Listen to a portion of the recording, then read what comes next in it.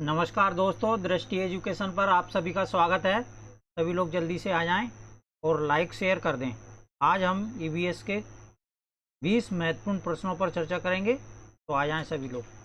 Voice आ रही है clear? Comment कर दें और शेयर ज़रूर कर दें।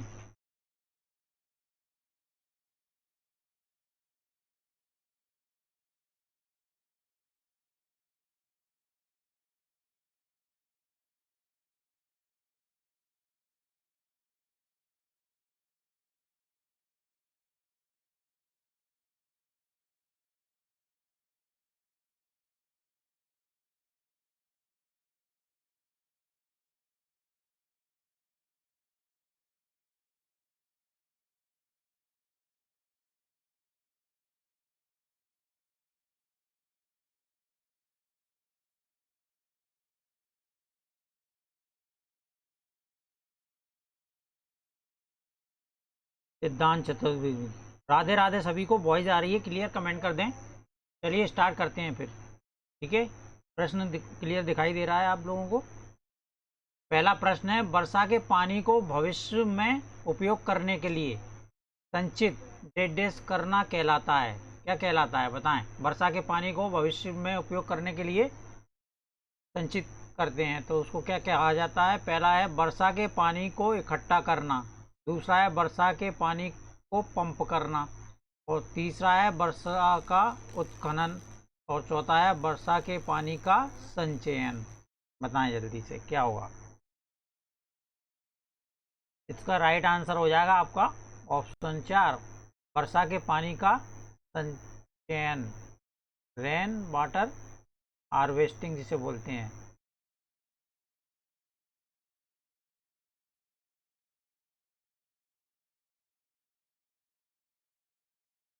ठीक है, ध्यान रखें।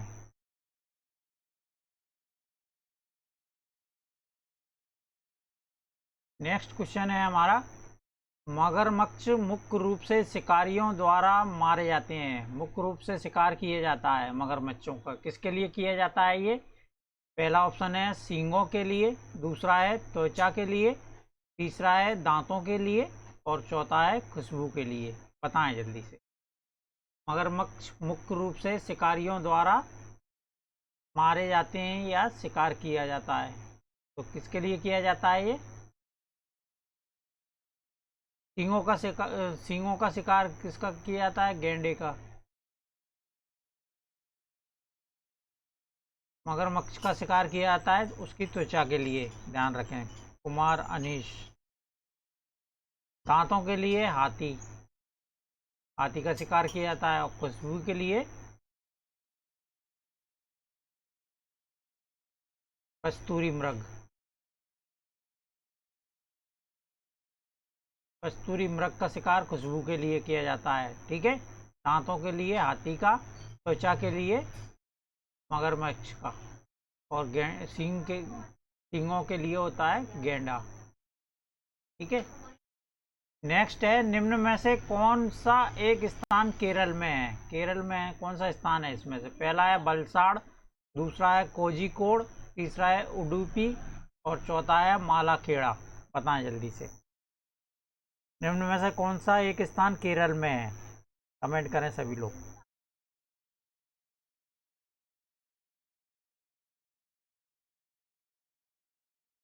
तीन का दो बिल्कुल सही है सिद्धांत।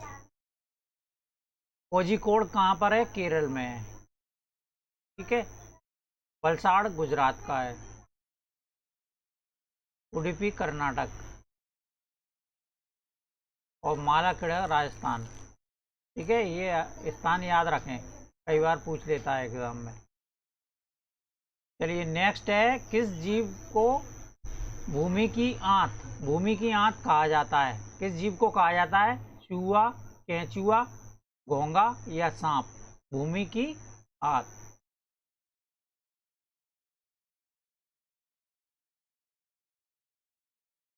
भूमि की आंत किस जीव को कहा जाता है? सभी को पता होगा। सिद्धांत चतुर्वेदी। कमेंट जरूर करें सभी लोग, जिससे कि आपकी प्रैक्टिस बन जाएगी कंटिन्यू। ठीक है, एग्जाम में बहुत हेल्प मिलेगी आप लोगों को। ठीक है, ये सभी प्रश्न प्रीवियस ईयर से हैं, तो जरूर कमेंट करा करें आप लोग। भूमि की आंत किसको कहा जाता है? कैंचियों को। कैंचुआ जो होता है उसको भूमि की आंत, किसान का मित्र कहा जाता है। ठीक है, नेक्स्ट है आपका, निम्न में से राउप नृत्य, जो राउप नृत्य है भारत के किस राज्य में होता है? बताएं।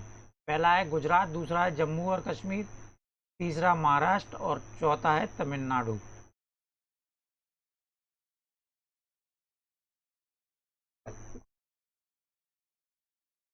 नृत्य पर एक क्वेश्चन आपको एग्जाम में देखने को मिल जाएगा। ठीक है, तो बताएं इसका क्या होगा? निम्न में से राउप नृत्य भारत के किस राज्य में है?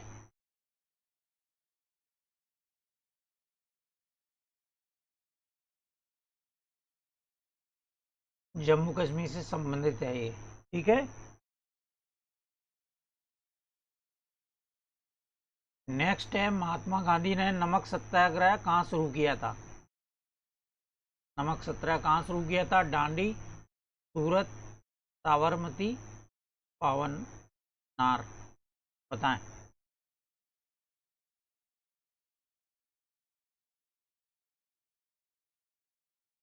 आर के राकेश, नीलेश सक्सेना। महात्मा गांधी ने नमक सत्याग्रह कहाँ से शुरू किया था? बताएं।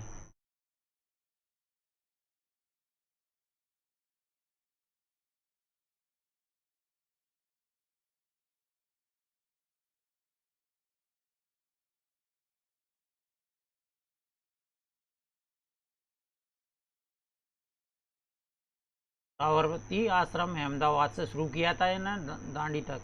ठीक है, ध्यान रखें।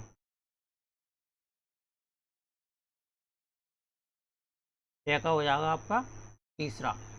नेक्स्ट है आपका, निम्न में से किस राज्य में जल्लीकट्टू का आयोजन किया जाता है? जल्लीकट्टू का आयोजन किस राज्य में किया जाता है? तमिलनाडु, गुजरात, पश्चिम बंगाल या जम्मू कश्मीर। तो जल्लीकट्टू का आयोजन किस राज्य में होता है? तमिलनाडु में होता है ये। ठीक है, ध्यान रखें सभी लोग। नेक्स्ट है, निम्न में से कौन सा समूह फल का है? इस तरह के प्रश्न भी देखने को मिलते हैं समूह वाले। ठीक है, तो यहाँ पर पूछा गया है फलों का समूह कौन सा है इनमें? टमाटर, बैगन, आम, केला, बैगन, मूली, टमाटर, केला, अदरक और केला, भिंडी, आलू। तो यहाँ पर मूली क्या होती है? जड़। ठीक है, ध्यान रखें। अदरक तना होता है और आलू भी तना होता है। तो राइट आंसर हो जाएगा आपका ऑप्शन पहला। ठीक है, ध्यान रखें। नेक्स्ट है, निम्नलिखित गैसों में से कौन सी एक दहन पोषक है? दहन पोषक गैस कौन सी है इनमें? हाइड्रोजन, नाइट्रोजन, कार्बन डाइऑक्साइड या ऑक्सीजन। जलने में सहायक गैस कौन सी होती है? दहन पोषक, ये ऑक्सीजन होती है। ठीक है, ध्यान रखें सभी लोग। अब ये इंपॉर्टेंट प्रश्न आ गया आपका, 2 बार माउंट एवरेस्ट पर विजय प्राप्त करने वाली प्रथम महिला पर्वतारोही कौन है? ठीक है, पहला है बिचेंद्री पाल, दूसरा है चंद्रप्रभा एतवाल, तीसरा है संतोष यादव और चौथा है जय रसेजी। 2 बार माउंट एवरेस्ट पर चढ़ने वाली, विजय प्राप्त करने वाली प्रथम महिला कौन थी? तो ये थी संतोष यादव। ठीक है, और भारत की पहली महिला कौन थी? बिचेंद्री पाल, और विश्व की 5वीं थी ये बिचेंद्री पाल। भारत की पहली और विश्व की 5वीं बिचेंद्री पाल थी, जो कि माउंट एवरेस्ट पर चढ़ाई की थी इन्होंने 1984 में। ठीक है, और संतोष यादव ने 2 बार फतेह प्राप्त किया है यहाँ पर। तो राइट आंसर तीसरा हो जाएगा इसका, 10 का, नीलेश का सही है। एक और आ गया आपका समूह वाला प्रश्न, निम्न में से कौन सा समूह एक ही प्रकार के खाने की सामग्री से बना है? एक ही प्रकार की खाने की सामग्री से बनने वाला समूह बताना है यहाँ पर। डोसा, पुलाव, खीर, दूसरा है चपाती, दाल, सलाद, तीसरा है हलवा, बिरयानी, जेली और चौथा है अचार, इडली, हलवा। तो यहाँ पर हो जाएगा आपका ये एक ही प्रकार के खाद्य सामग्री से बनने वाला कौन सा होगा? डोसा, पुलाव, खीर। ये सभी किससे बनते हैं? चावल से बनते हैं। ठीक है, ये हो जाएगा। इसमें चपाती गेहूं से, दाल अलग चीज़ हो गई, सलाद अलग हो गया, तो ये तो नहीं है। हलवा गेहूं से बनता है, बिरयानी चावल से, और जेली फलों से। अचार, इडली चावल से, हलवा गेहूं से, तो ये तीनों नहीं होगा। राइट आंसर आपका सही है सभी का। सिद्धांत का, नीलेश का, अभिषेक कुमार का भी सही है। चलिए नेक्स्ट क्वेश्चन देख लें। किसानों का एक प्रसिद्ध भोजन उंधियू, उंधियू बोलते हैं, उंधियू। उंधियू किस स्थान से संबंधित है? किसानों का एक प्रसिद्ध भोजन है, तो ये राजस्थान, गुजरात, मध्य प्रदेश या छत्तीसगढ़। उंधियू एक प्रकार का भोजन होता है जो कि प्रसिद्ध है। कहाँ पर है ये? गुजरात में। विभिन्न प्रकार की सब्जियों को मटके में रखकर उल्टा मटके को पकाते हैं इसके। तो ये कहाँ पर होता है? गुजरात में। नेक्स्ट है आपका, निम्नलिखित में से कौन सी विशेषता हमारे परिवार के सदस्यों को विरासत में नहीं मिल सकती? नहीं पूछा है, ध्यान रखें। नहीं में हमेशा होता है 3 सही होते हैं, 3 सही और 1 गलत। तो गलत वाले का चयन करना है इसमें, नहीं वाले क्वेश्चन में। ठीक है, तो निम्न में से कौन सी विशेषता हमारे परिवार के सदस्यों को विरासत में नहीं मिल सकती? बताएं जल्दी से। पहला है, हमारे बाल जिस प्रकार के हैं तो ये मिलता है हमें। घर में अगर किसी के घुंघराले बाल हैं तो उसके बच्चों के भी बाल घुंघराले होने की संभावना रहती है। जिस तरह से हम चीखते हैं दूसरों की तरह हम भी परिवार के अन्य सदस्यों की तरह चीख सकते हैं, ये भी सही है। और जिस तरह से हम चलते हैं परिवार के सदस्यों की तरह चल भी सकते हैं हम। तो पोलियो जैसी बीमारी ये आनुवांशिक नहीं होती है। ये सभी लक्षण आनुवांशिकता के हैं, 1, 2 और 4।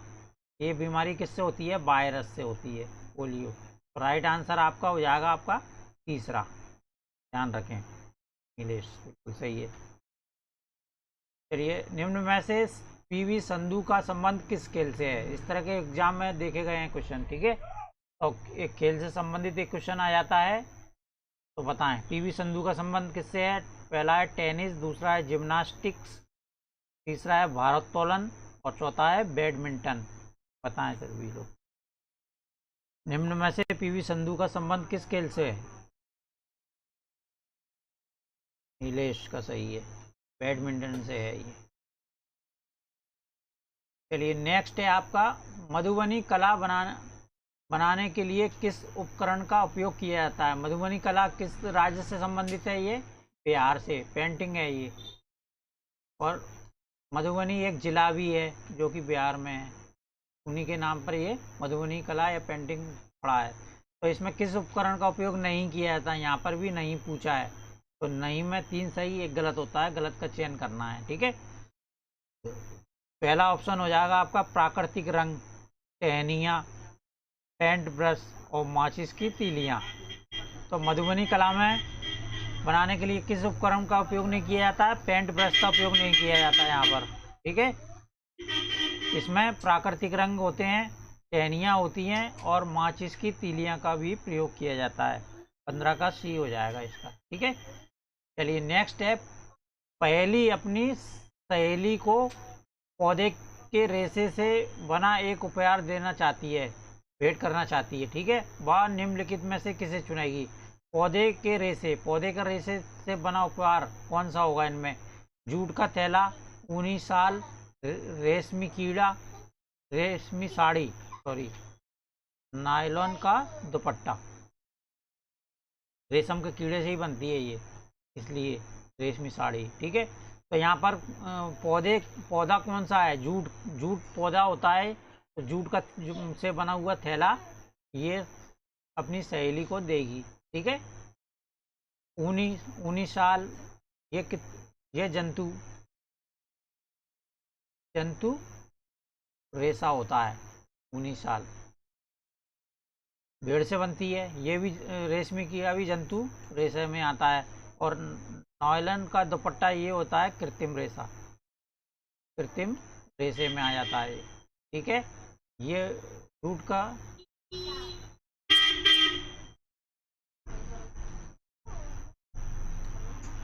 ठीक है, ये ध्यान रखें, इंपॉर्टेंट क्वेश्चन है ये। चलिए अगला है, जैव अवशिष्टों से प्राप्त ऊर्जा क्या कहलाती है? जैव अवशिष्टों से प्राप्त ऊर्जा को क्या कहा जाता है? भूतापीय ऊर्जा, सौर ऊर्जा, बायोगैस या पवन ऊर्जा? 17 का बताएं सभी लोग। नीलेश सक्सेना का सही है। जैव अवशिष्टों से प्राप्त ऊर्जा क्या कहलाती है? बायोगैस। ठीक है, बायोगैस ऊर्जा कहा जाता है इसको। और नेक्स्ट है, निम्न में से कौन सा कीट चींटियों की तरह समूह में एक साथ नहीं रहता? नहीं पूछा है, ध्यान रखें। इनमें से कौन सा कीट चींटियों की तरह समूह या बस्ती, कॉलोनी बनाकर नहीं रहता है? बताएं। ततैया, दीमक, मधुमक्खी और मकड़ी। इनमें से डी बिल्कुल सही हो जाएगा आपका। मकड़ी समूह में नहीं रहती है। ये तीनों, ततैया, दीमक, मक्खी और चींटियां, ये सभी समूह में सामाजिक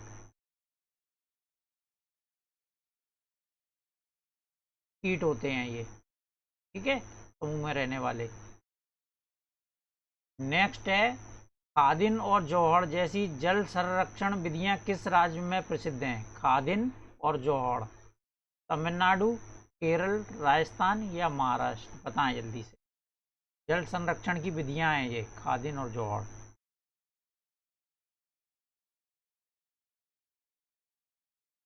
तो ये राजस्थान से संबंधित हैं, ध्यान रखें सर। ठीक है नीलेश।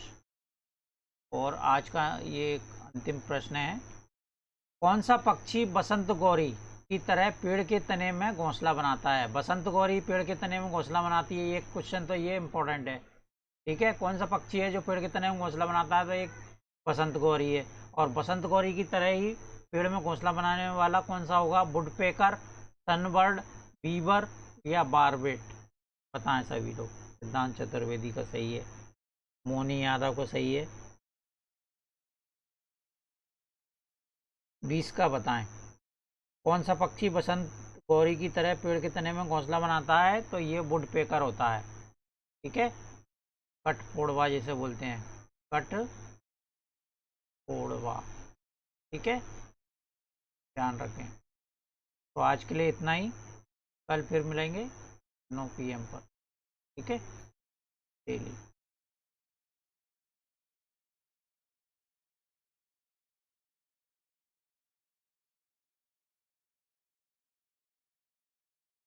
लाइक शेयर जरूर कर दें आप लोग, अपने दोस्तों को शेयर कर दें जो लोग सीटेट का एग्ज़ाम दे रहे हैं। ठीक है, तो आज के लिए धन्यवाद। मोहम्मद इस्माइल 20 का ए बिल्कुल सही है, नीलेश का भी सही है। तो आज के लिए इतना ही, धन्यवाद सभी को, नमस्कार, शुभ रात्रि।